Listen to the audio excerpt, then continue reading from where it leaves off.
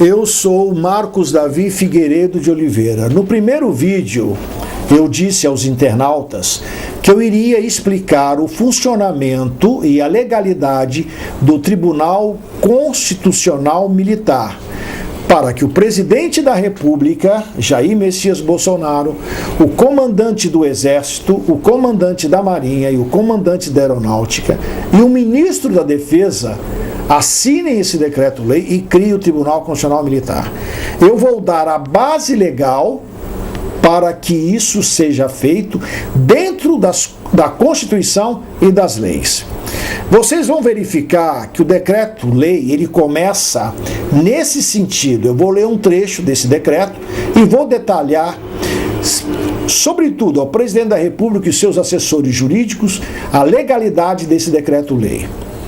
O presidente da República, atuando como chefe de Estado e comandante supremo das Forças Armadas, no uso de suas atribuições legais e para a garantia dos poderes constitucionais e seu exercício efetivo no cumprimento da lei e da ordem no Estado Democrático de Direito, nos termos do artigo 84, inciso 4, 8, inciso 27 e artigo 142 caput da Constituição Federal e artigo 1º da Lei Complementar número 97 e artigo 2º do Decreto-Lei 3.864 de 1941. Isso é a base legal para se criar o Tribunal Constitucional Militar. Por quê? Primeiro, vamos lá. O chefe de Estado, no sistema presidencialista, existem dois chefes, o chefe de governo e o chefe de Estado. O chefe de governo é aquele que é chefe do Executivo, da administração pública federal, que promove os decretos, as medidas provisórias. Ele está, o chefe de governo, no mesmo nível hierárquico do chefe do Congresso Nacional, do chefe do Poder Judiciário. Agora, o chefe de Estado, ele está acima do chefe do Executivo, do Legislativo e do Judiciário. O chefe de Estado é o guardião da Constituição, porque ele representa o povo brasileiro. É o representante máximo da nação. A atuação do chefe de Estado, ela é restrita. Ele pode criar leis? Sim, pode criar leis. Porque no artigo 84, os senhores verão que no inciso 4 está escrito o seguinte: compete privativamente ao presidente da República, inciso 4, promulgar as leis. Então, os senhores vejam que o presidente da República, que é chefe de Estado, ele pode promulgar leis. Vocês sabem que a lei é elaborada pelo Poder Legislativo, mas em circunstâncias excepcionais, o presidente da República, o chefe de Estado, pode criar leis. Essa figura de criar leis chama-se decreto-lei. Não tem nada a ver com medida provisória, não tem nada a ver com decreto, que é função do chefe do Executivo, da administração pública federal, num ambiente de normalidade. Nós não vivemos num ambiente de normalidade. Nós estamos vivendo num ambiente de calamidade pública, de desrespeito à Constituição Federal e às leis pelos juízes, pelos ministros do Supremo Tribunal Federal, pelos desembargadores dos tribunais estaduais, pelos governadores dos estados, pelos senadores e deputados federais. Esses abusos, esses desvios de função da autoridade deve ser julgado por um tribunal constitucional, para que essas pessoas que cometeram crimes contra a administração pública deixem os seus cargos, sejam afastadas do seu cargo. Então você, internauta que está nos ouvindo, vamos supor que no seu estado houve desvio do governador na ajuda financeira que o governo federal mandou para combater a Covid-19. Ele desviou recursos financeiros. Esse governador será julgado pelo Tribunal Constitucional Militar. Vamos supor que o presidente, o chefe de Estado, mandou medidas de interesse público para o Congresso Nacional e os deputados, aquela história do toma lá da cá, eu só vou promulgar essa medida provisória ou esse projeto-lei de interesse público se eu tiver um cargo no governo. Isso é proibido pelo artigo 55, parágrafo 1º da Constituição Federal. É abuso da prerrogativa dos senadores e deputados. Eles serão julgados pelo Tribunal Constitucional Militar. Vocês observem que é possível o chefe de Estado criar o Tribunal Constitucional Militar. Por quê? Porque além de chefe de Estado, ele é comandante supremo das Forças Armadas. E qual é o papel das Forças Armadas? Qual é o papel delas? Existe um decreto-lei, que é o 3864 de 1941, que estabelece qual é a finalidade das Forças Armadas. Eu vou ler para vocês e vou traduzir o que está escrito ali. No artigo 2º do Decreto-Lei 3.864 de 1941, diz o seguinte: qual é a finalidade das Forças Armadas? Está escrito lá o seguinte: cabe-lhe parágrafo, artigo 2º, depois do parágrafo único, está escrito: cabe-lhes defender a honra, a integridade e a soberania da pátria contra agressões externas e garantir a ordem, as leis e o funcionamento dos poderes constitucionais. Ou seja, é dever das Forças Armadas fazer com que as autoridades integrantes do Poder Executivo, do Poder Legislativo e do Poder Judiciário cumpram a lei, cumpram as suas funções constitucionais. Se elas não cumprem, é dever das Forças Armadas, através do seu comandante supremo, que é o chefe de Estado, criar o Tribunal Constitucional Militar para julgar essas autoridades. Nada muda para o cidadão comum.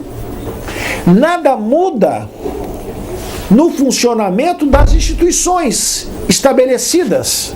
Ou seja, o Poder Executivo vai continuar funcionando, o Congresso Nacional vai continuar funcionando, os governadores vão continuar administrando os seus estados, tudo vai continuar na sua perfeita ordem. Apenas o tribunal vai tirar da vida pública aquelas autoridades que cometeram crime contra a administração pública, crime comum, violando a Constituição e o seu dever, principalmente o judiciário. Se você verificar, o juiz, ele tem um limite para julgar.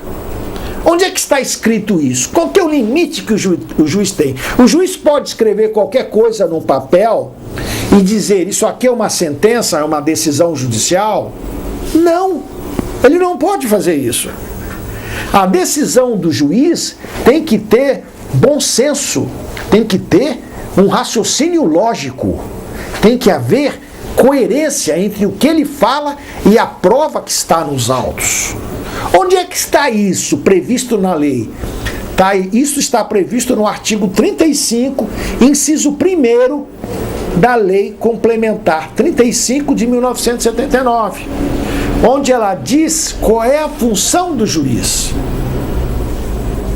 O Código de Processo Civil e a Constituição Federal, no seu artigo 93, inciso 9, diz que toda decisão judicial tem que ser fundamentada. Ou seja, tem que haver uma coerência lógica no que o juiz fala. Como hoje o judiciário está legislando, ou seja, ele está fazendo o papel do legislativo, do executivo, ele está criando inquéritos policiais, quando o inquérito policial, pela Constituição Federal, pelo artigo 144, é da polícia. E o titular da ação penal é o Ministério Público, que está no artigo 129, inciso 1 da Constituição Federal. Então, quem deve promover ação penal e fazer investigações e diligências para saber se a pessoa cometeu ou não crime é o Ministério Público, com apoio na polícia, seja ela federal, seja ela a Polícia Civil, a Polícia Militar, com apoio dessas polícias. Quando o Supremo Tribunal Federal extrapola a sua competência, ele viola o artigo 2º da Constituição Federal, que é a harmonia e independência entre os poderes da República. Ou seja, cada poder no Estado democrático de direito, ele tem o seu papel. O executivo, ele vai administrar. O legislativo, ele vai legislar. E o judiciário vai julgar.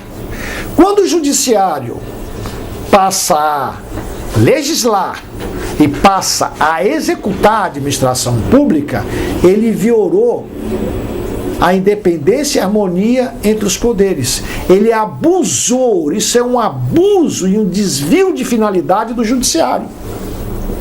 Isso não pode ocorrer, porque o regime democrático pede a estabilidade. Vocês observam que o presidente da República, ele não está conseguindo governar o país. Não é só ele, nenhum presidente vai governar enquanto o judiciário começar a interferir na administração pública federal. Não é da competência do judiciário fazer isso. Não é da competência dele administrar. Perfeito? Muito bem. Como houve abuso por parte de ministros do Supremo Tribunal Federal, desembargadores que violam a lei, eu tenho vários casos na minha página moraliza.com de abusos cometidos por juízes, desembargadores e ministros dos tribunais superiores. Não existe justiça. Eu tenho prova material da falência do judiciário.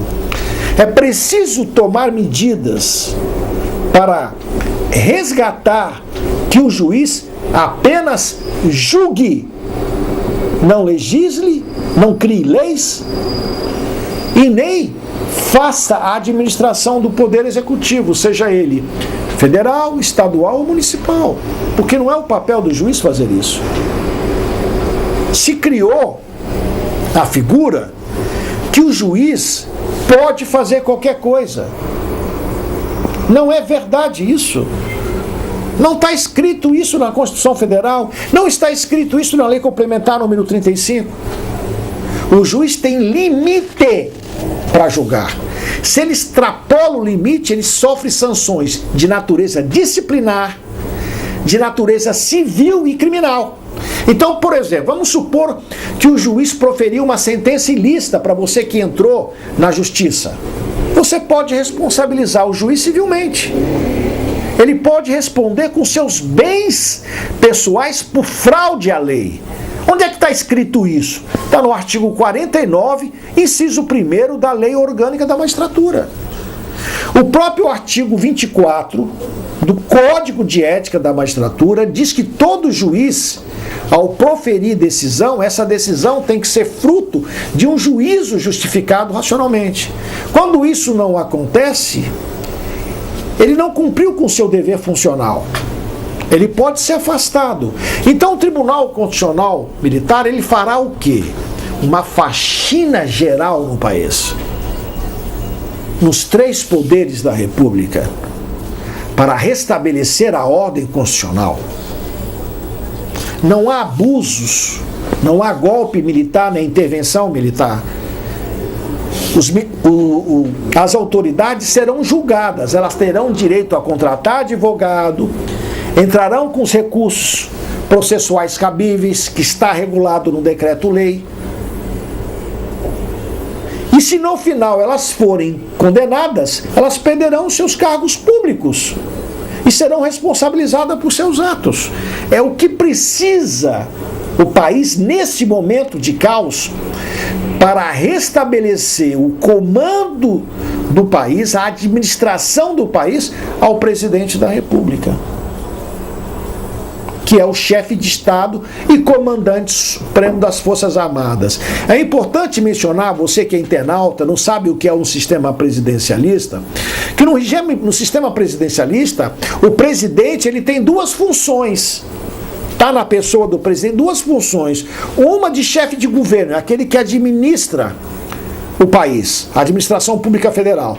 E outra é o de chefe de Estado. O chefe de Estado é o guardião, é aquele que vai fazer com que a garantia da democracia seja respeitada, que as pessoas possam sentir seguras no Estado, que as autoridades vão respeitar a Constituição e a lei e o seu dever funcional quando prestou um concurso público e assumiu um cargo no governo. Então o Tribunal Constitucional Militar só vai julgar autoridades. Como eu expliquei e demonstrei tecnicamente, não há intervenção militar. Nada muda para o cidadão comum. Eu espero que isso tenha esclarecido à população, ao presidente da República, aos militares, que é totalmente possível, dentro desse estado de calamidade pública, de desordem institucional, você criar um decreto-lei. Como eu mostrei, é possível o presidente da República fazer isso. Porque a medida provisória e o decreto está vinculado ao chefe de governo, não ao chefe de Estado. Então, o presidente pode governar por decretos-leis para restabelecer a normalidade no país, o funcionamento e o cumprimento da lei para a manutenção da ordem. Essa é a finalidade do Tribunal Constitucional Militar. Para finalizar, esse tribunal ele será composto por 33 ministros. Esses ministros serão escolhidos pelo Conselho de Defesa Militar. O Conselho de Defesa Militar é que vai apresentar numa lista tríplice os candidatos que devem ter notável saber jurídico, devem ser juristas com um mínimo de 45 anos, porque a pessoa precisa ter experiência no julgar. E só isso acontece na prática da advocacia. Então, o tribunal terá 33 ministros com no mínimo 45 anos e terá um procurador-geral constitucional. Esse procurador-geral constitucional é uma espécie de promotor. Ele faz o papel do procurador-geral, vai fazer o papel do procurador-geral da República. Ele é o que vai acusar as autoridades, que vai prender prefeito, que vai prender juiz de direito, que vai prender deputado estadual, secretário de Estado, desembargadores dos tribunais, ministro do Superior Tribunal de Justiça, ministro do Supremo Tribunal Federal, ministro do Tribunal Superior Eleitoral, ministros do Tribunal de Contas da União. Então ele vai julgar só autoridades, mediante representação. Ou seja, você que está me ouvindo poderá apresentar uma denúncia contra qualquer dessas autoridades no Tribunal Constitucional Militar. Só que essa denúncia tem que estar assinada, com firma reconhecida e tem que ter provas de que tal autoridade cometeu um crime contra a administração pública ou um crime comum. Observado isso, essa representação será protocolada no Tribunal Constitucional Militar, que terá sede em Brasília, e será encaminhada ao Procurador-Geral Constitucional. O procurador, de posse dessa representação, ele vai verificar se existe crime e se a autoridade, qual foi a autoridade que o praticou. Se houver indícios de autoria, ele pode requerer diligências, suscitar investigações, requisitar força policial, requisitar perícia na Polícia Federal, fazer uma grande investigação e depois ele vai promover uma denúncia. Essa denúncia vai ser distribuída para um dos ministros relatores do Tribunal Constitucional Militar. Esse ministro relator vai admitir ou não a denúncia, vai revogar ou não um pedido de prisão preventiva, de afastamento das autoridades na decisão do Procurador-Geral Constitucional. E a parte acusada, se for aceita a denúncia, ela seguirá o trâmite do Código de Processo Penal. Terá direito à defesa, a apresentar provas, ela vai ter todo o direito de defesa, conforme previsto no Código de Processo Penal. Então não se trata de abuso, de tribunal de exceção, não. É de um tribunal que vai dar ampla defesa para as autoridades.